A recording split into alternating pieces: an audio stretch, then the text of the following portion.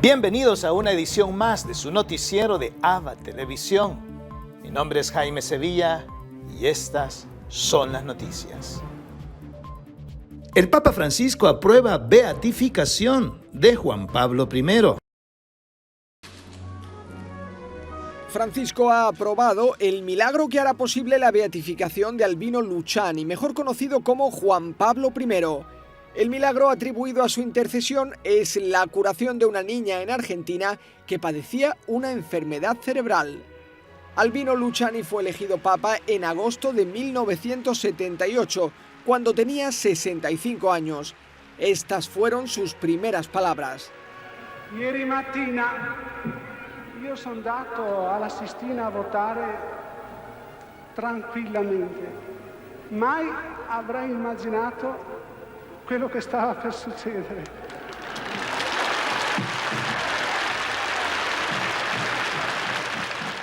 Tampoco nadie habría imaginado que fallecería tan solo 33 días después. Aún así, en ese tiempo logró introducir un nuevo estilo en el papado. Se le recuerda como el Papa de la sonrisa y del buen humor. También fue un gran escritor y comunicador. Risposi, sarà, ma trovo strano che mi possa guidare chi non ci vede. La cieca allora mi pigliò la mano e sospirò, cammina, era la fede. Lo más probable es que la beatificación de Juan Pablo I sea en 2022 en el Vaticano y a partir de entonces se abrirá el proceso con vistas a su futura canonización. Javi padece la enfermedad de Duchenne y él y su familia son un ejemplo de vitalidad. Xavi Argemí tiene 26 años. A los 3 le diagnosticaron la distrofia muscular de Duchenne, una enfermedad degenerativa progresiva que le impide moverse libremente. Y ahora estoy en el momento en que estoy en silla de ruedas, solo puedo mover las manos un poquito, justo para conducir y para escribir por WhatsApp o email y para usar el ordenador. Y además me tengo que alimentar por sonda. Los Argemí son una familia de 9 hermanos. Siempre han cuidado de Xavi y su madre se ha ocupado de él. La verdad es que él aquí sentado en la silla llega mucho más lejos que yo que me muevo para aquí para allá. Xavi dedica a sus sobrinos de 1 y 3 años el libro en el que cuenta su experiencia vital, Aprender a morir para poder vivir. El éxito del testimonio ha llegado hasta el Papa, que en junio le dedicaba estas palabras de agradecimiento. A Xavi, con mi bendición y mi gratitud por su testimonio, y pidiéndole que rece por mí, Francisco. También futbolistas como Piqué han quedado muy conmovidos y agradecidos por la historia de Xavi. Que vale la pena vivir el día y valorar todo lo positivo que tenemos, ver. Sus amigos son como parte de su familia y se sienten inspirados por Xavi en todos los ámbitos de la vida. Es de estar cerca de él, de Xavi. Xavi es el que les da esta humanidad y los anima y claro, dices que te anime uno que está sentado en la silla de ruedas, que no se mueve. Xavi es un ejemplo de superación para todas las personas que padecen una enfermedad, pero también para las que no. El profesor Rafael Luciani nos dice, el gran desafío es asumir la sinodalidad de manera efectiva. Esta semana hemos inaugurado el Sínodo de los Obispos sobre la sinodalidad y ha sido una experiencia realmente emocionante el ver que la Iglesia ha tomado en serio el pensarse a sí misma. Esto me recuerda a Pablo VI cuando decía en la segunda sesión del concilio que la Iglesia tenía que buscar una forma más completa de sí misma. Una forma más completa de sí misma. Yo creo que la sinodalidad representa eso. Y el Papa Francisco ha sido muy claro en decir que estamos en una etapa en la que debemos profundizar la eclesiología del pueblo de Dios de Lumen Gentium. Por eso este sínodo, en lo más personal, para mí representa una nueva etapa en la recepción del concilio que nos coloca a todos en un gran reto, en un desafío. ¿Cómo construimos una iglesia sinodal? Y eso supone no solo la conversión personal de las mentalidades, que es fundamental, sino también la conversión de las estructuras, la reforma de aquellas estructuras que necesitamos cambiar para que la participación y para que la corresponsabilidad de todos pueda ser efectiva y no solamente afectiva. Por ello recuerdo aquí también lo que los obispos latinoamericanos en Aparecida habían aprobado en el documento que dice con toda claridad que los laicos debemos participar desde los procesos de discernimiento hasta la toma de decisiones. Y eso fue un enunciado de gran profecía en el 2007.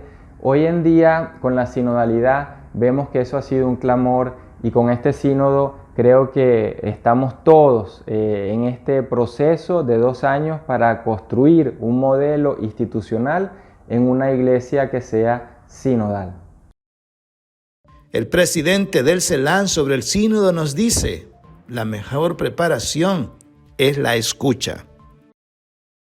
Tenemos con nosotros al presidente del CELAM, del Consejo Episcopal Latinoamericano, Monseñor Miguel Cabrejos, que se encuentra en Roma justamente para, entre otras cosas, asistir a lo que será la apertura del sínodo sobre la sinodalidad este domingo. ¿Cómo se está preparando la Iglesia de América Latina para seguir adelante con este sínodo sobre la sinodalidad? Para responder a su pregunta, tengo que ir al origen de esta preparación. En la Asamblea de Tegucigalpa, en Honduras, en el 2019, se pidió a la presidencia actual del CELAM hacer la renovación y la reestructuración pastoral, administrativa y jurídica del CELAM en sí mismo. Esto es lo que se ha hecho. Y el fruto de esta renovación y reestructuración es la proyección en la primera Asamblea Eclesial de América Latina y del Caribe, que es, en palabras del Papa Francisco, inédita, o sea, es única en su forma. ¿Cuál es la manera de prepararnos? Pues justamente esta. O sea, creo que ha sido la providencia o el tiempo providencial que ha permitido que nosotros estemos enfocados primero a la realización de esta primera asamblea y después llega el pedido sobre la preparación del sínodo sobre la sinodalidad. La mejor respuesta, la mejor preparación es todo lo que estamos haciendo, toda la organización que está haciendo para el pueblo de Dios, para esta primera asamblea, que es una gran escucha al pueblo de Dios en general, incluidos, o sea, fieles, sacerdotes, religiosos, laicos, laicas, obispos, cardenales. Creo que esta es, por decir, la metodología original de una gran escucha al pueblo de Dios que ya acaba de terminar la primera fase, la fase de la escucha. Más o menos se ha hecho unas consultas a unas 70,000 personas que han respondido. Evidentemente los millones son muchos en América Latina, pero como primera experiencia es muy valiosa. Unas 70,000 personas que han expresado qué es lo que quieren, qué desafíos hay para la iglesia de hoy en toda América Latina y el Caribe. Y ahora les invitamos a que compartan con nosotros una reflexión del Evangelio del día. En el Evangelio de hoy, tomado del capítulo 11 de San Lucas, tenemos la reprimenda de Jesús a los fariseos y a los doctores de la ley. En el Evangelio escuchamos cómo los profetas han sido maltratados y asesinados. Y el Señor les dice que esa sangre derramada les pedirá cuentas a esa generación. ¿Cuántos catequistas en nuestros países latinoamericanos, en África, en otros lugares, han sido también masacrados, martirizados? Ayer celebrábamos la fiesta del segundo aniversario de la canonización de Monseñor Romero en El Salvador. Ese país que tanto ha sufrido y sigue sufriendo, pero sobre todo la sangre derramada de tanta gente inocente. Por eso, hoy que se pide justicia, que se pide que se esclarezca la verdad. Viene como anillo al dedo este evangelio, porque se tiene que pedir cuentas a esta generación que masacró a esta gente inocente. Pero al mismo tiempo es una invitación del Señor para no tener miedo, para confiar siempre en Él y denunciar todo aquello que vaya en contra de su voluntad o de su reino, sin importar la cantidad de críticas que podamos tener, la persecución que podamos sufrir o incluso el martirio que podamos llegar a padecer. Hoy el Señor nos invita a que confiemos en Él, porque Él siempre estará junto a nosotros, sobre todo en los momentos difíciles de nuestras vidas, en el momento difícil de la prueba. Señor, danos la gracia de ser fieles siempre a tu palabra. Que así sea.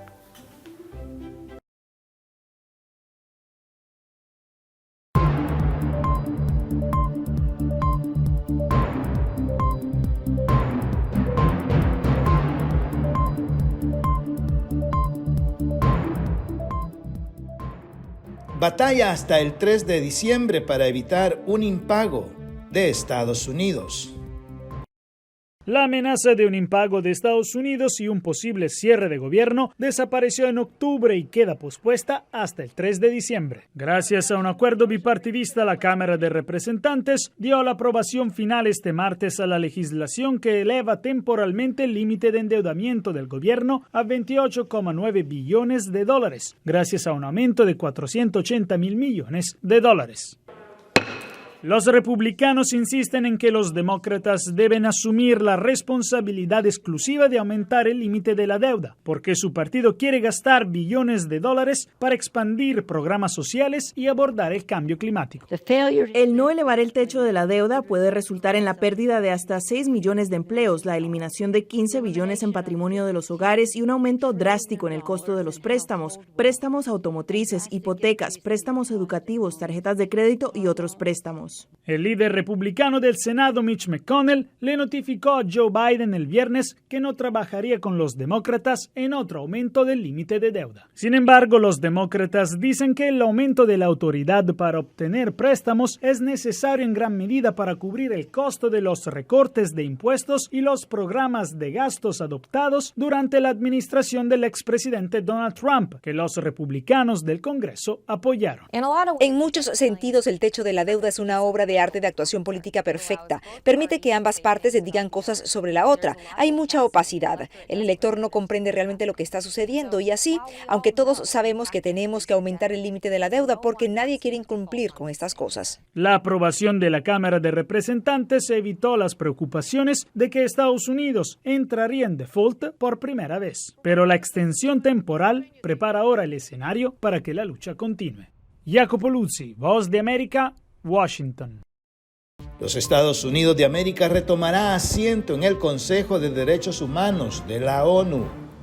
Estados Unidos se prepara para retomar su asiento en el Consejo de Derechos Humanos de la ONU después de que la administración Trump se retirara de este controvertido organismo en el año 2018. El jueves, la Asamblea General votará la incorporación de 18 miembros a este consejo con 47 representantes. Estados Unidos es uno de los candidatos que requiere de una mayoría simple para asegurar su incorporación. Por otro lado, la administración Biden reabrirá las fronteras terrestres con México y Canadá a los viajes no esenciales para todas las personas que hayan completado su vacunación contra el COVID-19 y puedan ingresar al país de forma legal. Funcionarios de alto rango de la administración Biden dijeron que la medida entrará en vigor a principios de noviembre, aunque aclararon que todavía no tienen una fecha precisa. Por último, la defensa del general venezolano fallecido Raúl Isaías Baduel y otros activistas se reunirán en Washington, D.C. esta tarde a las 3:30 de la tarde con el secretario de la Organización de Estados Americanos, Luis Almagro. Según han dicho sus familiares, la reunión es para denunciar dudas e irregularidades sobre su muerte presuntamente por COVID-19, anunciada el martes, mientras se encontraba cumpliendo condena en Venezuela. Desde Washington, Sofía Pisani, Voz de América. Honduras aprueba decreto ejecutivo para confirmar la soberanía sobre Isla Conejo disputada con El Salvador. Estamos listos para defender hasta el último milímetro de nuestro territorio nacional. En cadena nacional, el presidente de Honduras anunció la aprobación de un decreto ejecutivo que consiste, según dijo, en confirmar la soberanía de ese país sobre la Isla Conejo en el Golfo de Fonseca. La denominada Isla Conejo, cuando baja la marea, se nota que es una prolongación de nuestro territorio. Y eso no es porque me lo han dicho, yo lo he caminado. Mientras tanto, el canciller hondureño agregó que buscarán el reconocimiento del decreto en organismos internacionales. Al Consejo de Seguridad de las Naciones Unidas, a través de su secretario general, y a la Secretaría General de la Organización de Estados Americanos y del SICA, este documento.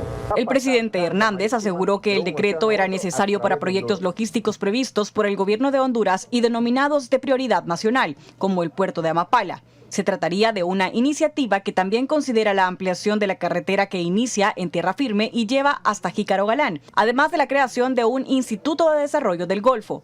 Solicitamos al Banco Centroamericano de Integración Económica el diseño y financiamiento del puente y también de otras obras complementarias para poder pasar o hacer en paralelo el desarrollo del puerto de Amapala.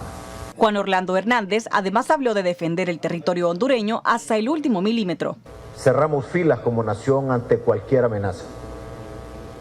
Así lo hicieron nuestros antepasados y así lo haremos nosotros.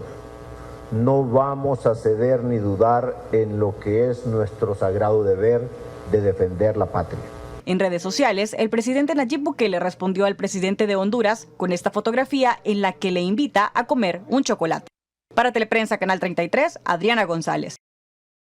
Ahora nos vamos a Sudamérica, donde nos reciben nuestros hermanos de JN19 Televisión, quienes nos han preparado un reportaje especial sobre lo que acontece en el Perú.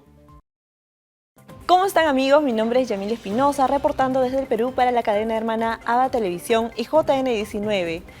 Comenzamos con este informativo señalándoles que en la región de Piura, más de 300 parejas renuevan sus votos matrimoniales en ceremonia especial. En el marco del Año de la Familia que estamos viviendo y con el deseo de redescubrir a la luz del Evangelio y del Magisterio de la Iglesia la belleza del matrimonio y de la familia, el reverendo padre Álvaro Otero González, párroco de la parroquia Nuestra Señora del Tránsito en el barrio Buenos Aires, en Sullana, organizó un curso doctrinal que bajo el lema La familia, camino sinodal a la santidad, logró reunir de manera virtual a cientos de parejas de esposos, gran cantidad de familias, decenas de jóvenes novios que se encuentran preparándose para unirse en matrimonio, agentes pastorales y voluntarios de los programas de catequesis en familia de esta zona de la Arquidiócesis Metropolitana de Piura. Se tocaron importantes temas como la vocación y la belleza del matrimonio en la Sagrada Escritura, el amor como fundamento del matrimonio, los hijos como un don de Dios para ser amados y la figura de San José, esposo de la Virgen y custodio de la familia. Se contó con la participación de varios hermanos sacerdotes de la arquidiócesis que tuvieron a su cargo las interesantes ponencias, señaló el reverendo padre Álvaro Otero. Ahora nos vamos a la región de Cusco. La arquidiócesis organizará curso de formación para catequistas 2021. Con ocasión del Año Misionero de la Iniciativa de la Vida Cristiana y bajo el lema Formar discípulos misioneros en nuestra esperanza, la Comisión Arquidiocesana de Iniciación a la Vida Cristiana organizará el curso de formación para catequistas 2021 del 25 al 29 de octubre en la plataforma virtual Zoom. Este curso tiene como objetivo continuar con la formación de catequistas y agentes pastorales para que puedan ponerse al servicio de nuestros hermanos y ayudarlos a crecer en la fe y a encontrarse con Jesucristo, especialmente con la experiencia de la iniciación a la vida cristiana. De este modo, se contribuye con el seguimiento a las orientaciones de la Carta Pastoral Formar discípulos y misioneros es nuestra esperanza, escrita por Monseñor Richard Daniel Alarcón Urrutia, arzobispo metropolitano del Cusco, con ocasión de este importante año que viene viviendo la arquidiócesis del Cusco. Asimismo, con este motivo, la Comisión de Iniciación a la Vida Cristiana del Arzobispado del Cusco invita a participar a todos los catequistas y agentes pastorales en general desde el próximo 25 de octubre. Para informes e inscripciones, pueden contactarse al teléfono 976-513-148 y al correo electrónico inicris@arzobispadodelcusco.org. Continuando con la información, ahora nos vamos al sector salud. El MINSA nos invita a realizarnos pruebas gratuitas moleculares para el descarte de COVID. El MINSA, a través de sus redes sociales, nos invita a realizarnos la prueba molecular de descarte COVID, ya que es la más efectiva para detectar el virus en personas con síntomas o sin síntomas. La prueba molecular detecta el material genético del virus mediante una técnica denominada PCR, la cual utiliza una muestra del hisopado nasal y faríngeo. Ahora se sabe que de cada 3 contagios, 2 fueron causadas por personas que no presentaban síntomas. Por lo tanto, es importante que uno se realice la prueba, ya que si resulta positivo, podrás recibir atención médica y prevenir del contagio a tus familiares y amigos, y en caso sospeches que has sido infectado entre el 3er y 5.º día de haber tenido contacto o de presentar los síntomas de fiebre, tos, congestión nasal, dolor de cabeza y o muscular, acuda y realícese la prueba molecular en los establecimientos autorizados de manera gratuita que el Ministerio de Salud ha implementado para el descarte de COVID-19 y así evitar la propagación de este virus. Para mayor información, ustedes pueden comunicarse al 113 Salud o ingresando al enlace que compartió el MINSA a través de su página de Facebook para conocer el centro de salud autorizado más cercano a su domicilio. No bajemos la guardia. Esta fue toda la información que tenemos para ustedes. Reportó Yamilia Espinosa para la cadena hermana ABA Televisión y JN19. Los dejamos con la programación. Permiso.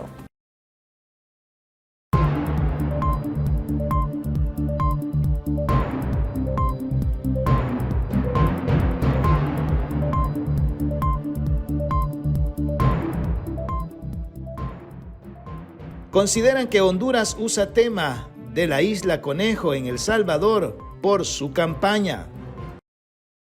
El 28 de noviembre se celebran las elecciones generales de Honduras para elegir al presidente, diputados y alcaldes. Ese sería el principal motivo, señalan los diputados, por el cual se ha firmado el decreto que reafirma la soberanía de la Isla Conejo y que siempre ha sido motivo de disputa entre Honduras y El Salvador. La desesperación de Juan Orlando dando de este tipo de decretos, y lo digo muy claramente porque están en una campaña electoral en Honduras. Cada vez que hay campaña electoral lo sacan la Isla Conejo para poder obtener votos. Pero los parlamentarios van más allá de su análisis, pues consideran que incluso la respuesta del presidente Nayib Bukele es una cortina de humo para desviar temas de interés nacional. Y no sería la primera vez que la Isla Conejo es usada para generar humo. Y en El Salvador, que está pendiente de conocerse si el país logrará negociar un acuerdo con el Fondo Monetario. En el centro quedan los verdaderos problemas del pueblo salvadoreño, como es el alza en la canasta básica,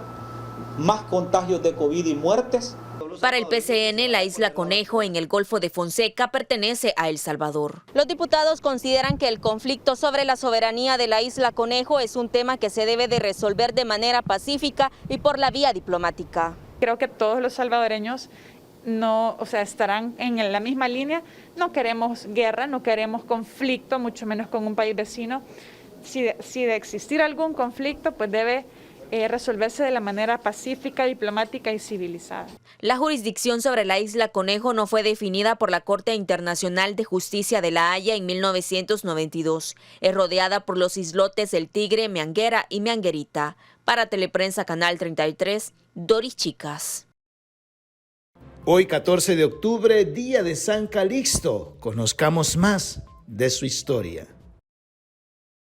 Sentado sobre una laja de esa cantera en Cerdeña y saboreando un envejecido pan seco, el esclavo Calixto, con su espalda lacerada por los recientes azotes recibidos, miraba con nostalgia el sol que se hundía atrás del horizonte en el mar mientras escuchaba a sus compañeros que hablaban de nuestro Señor Jesucristo, y aunque sentía simpatía por esa extraña doctrina, todavía tenía dudas y por eso pensaba que si ese Dios existía, ¿por qué no hacía saltar la cadena que tenía aherrocada a su tobillo?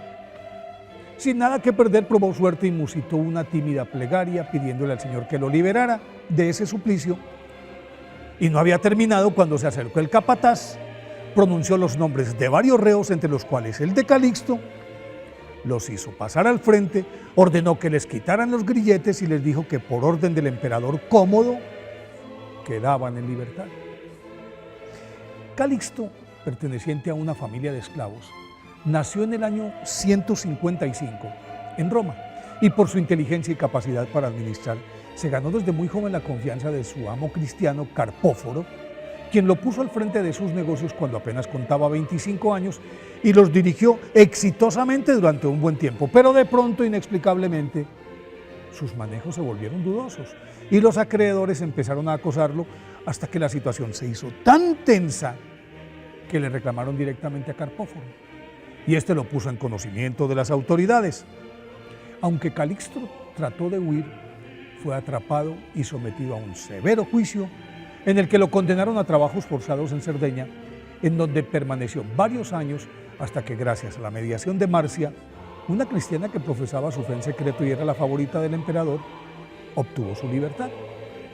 Convencido de la intervención divina en su excarcelación, una vez liberado, se dirigió a Anzio y en los siguientes 10 años estuvo sumergido en la oración, en la expiación de sus culpas, en el profundo estudio de las Sagradas Escrituras y a la par adelantó una fructífera labor evangélica que se tradujo en la conversión de buena parte de los paganos de la región, lo cual llamó la atención del Papa Seferino, quien envió por Calixto, lo ordenó diácono y le encomendó el mantenimiento y ampliación de las catacumbas de la Vía Apia, que era el lugar más sagrado de los cristianos en ese momento, a lo cual Calixto se aplicó con tal celo que unió todos los ramales, lo convirtió en un complejo único con más de 20 kilómetros de extensión repartidos en 4 niveles y se calcula que en estas catacumbas hay por lo menos 174.000 mártires enterrados y entre ellos 46 papas. Por su encomiable labor, San Calixto fue nombrado secretario personal del Papa y encargado de la administración de la Santa Sede. Por eso, al morir Seferino en el año 117, el pueblo cristiano y el clero se pusieron de acuerdo y lo proclamaron Papa. Desde su coronación, Calixto tuvo que enfrentarse con 2 herejías muy nocivas. La primera negaba la Trinidad y la segunda arguía que pecados graves como la apostasía, el adulterio, la fornicación y otros no podían ser perdonados. Pues San Calixto logró derrumbarlas y reforzar los cimientos de la doctrina cristiana tan brillantemente que desde entonces son la base fundamental del dogma de la Santísima Trinidad y de la sabia explicación de la misericordia divina y el perdón de los pecados. En vista de que durante su pontificado aumentó considerablemente el número de convertidos, sus enemigos le buscaron la caída y ella se dio el 14 de octubre del año 222, día en el que oraba con un crecido grupo y como en ese momento se desató un voraz incendio que arrasó el cercano templo de Júpiter, le endosaron la culpa, lo apalearon inmisericordiamente y luego lo arrojaron a un pozo profundo en el que murió. Ello explica el por qué no fue sepultado en las catacumbas que el mismo San Calixto había ampliado, inclusive por eso llevan su nombre, y en las que fueron enterrados todos los papas del siglo III. Por eso hoy, 14 de octubre, día de la festividad del Papa y mártir San Calixto, pidámosle que nos ayude a arrepentirnos de nuestras malas acciones para alcanzar la gloria de Dios.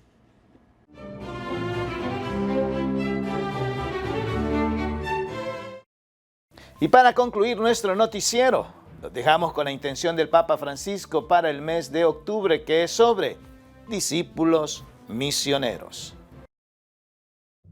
Jesús nos pide a todos, y a ti también, ser discípulos misioneros. ¿Estás preparado?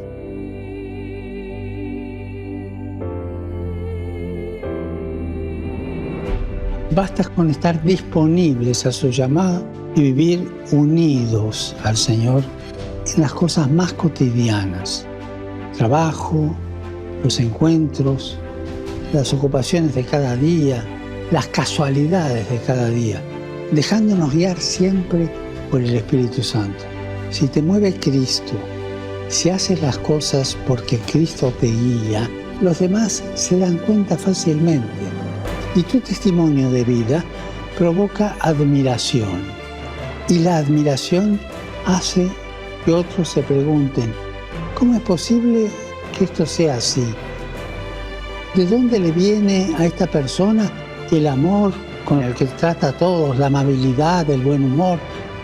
Recordemos que la misión no es proselitismo, sino que la misión se basa en un encuentro entre personas, en el testimonio de hombres y mujeres que dicen, yo conozco a Jesús, me gustaría que tú también lo conocieras.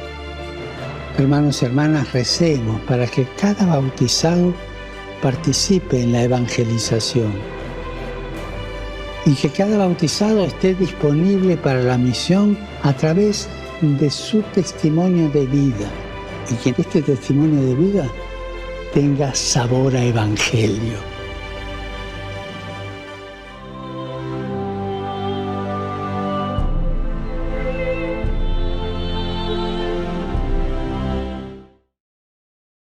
Y así llegamos al final de una edición más de su noticiero de ABA Televisión.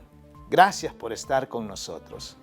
Sintonícenos las 24 horas del día en el www.abatvn.com, en nuestras plataformas digitales de Roku TV y Amazon Fire, en nuestras cadenas hermanas y, como siempre, en nuestras redes sociales.